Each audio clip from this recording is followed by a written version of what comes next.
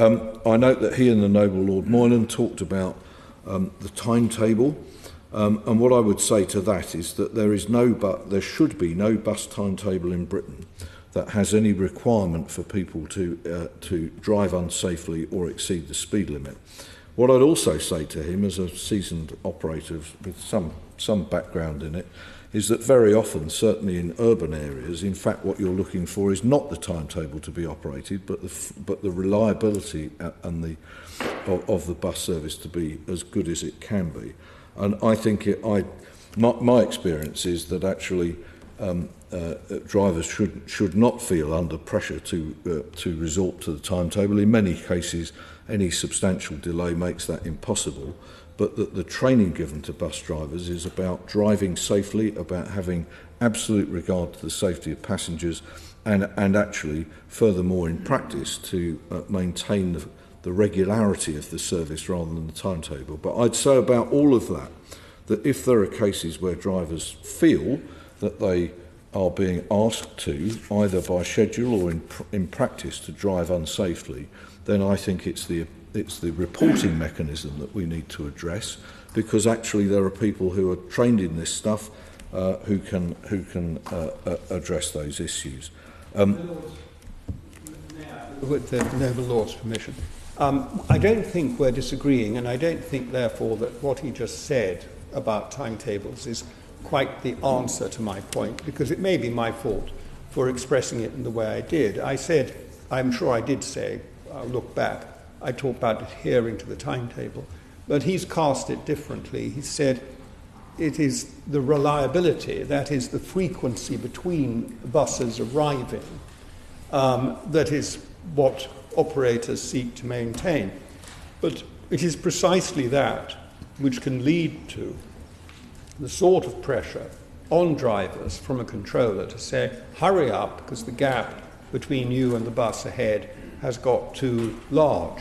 And that is really what I was talking about and what I meant to express, though I used the language of timetabling.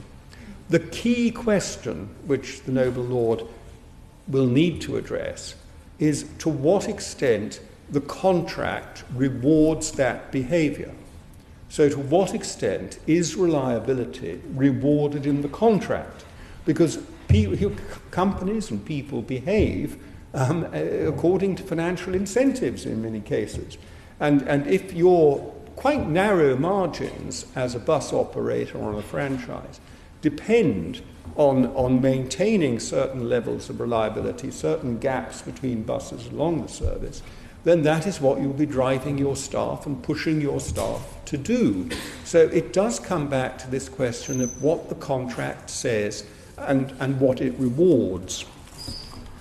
I thank the Noble Lord for his intervention. I spent most of my adult life before I got to the railway trying to encourage the people who control bus services not to rely on the timetable, but to adhere to a regular frequency.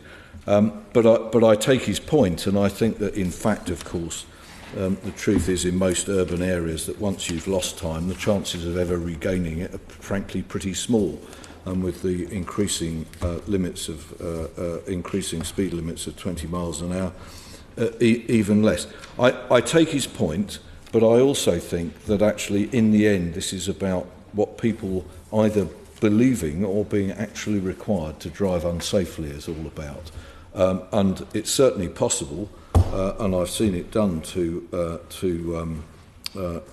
encourage people to attempt to make time up. But in my experience over the 50 years I've been driving buses, now and again more recently, it's really very difficult to do so.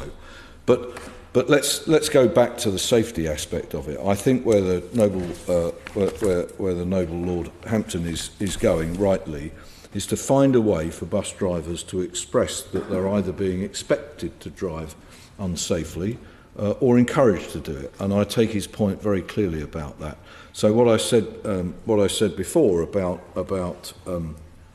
both the requirement or all of the requirement on franchised authorities, who will report about safety because they're procuring the service, the availability of CIRAS, where people have chosen to join that third-party organisation, but where they haven't, making the route to complaining more clearly available.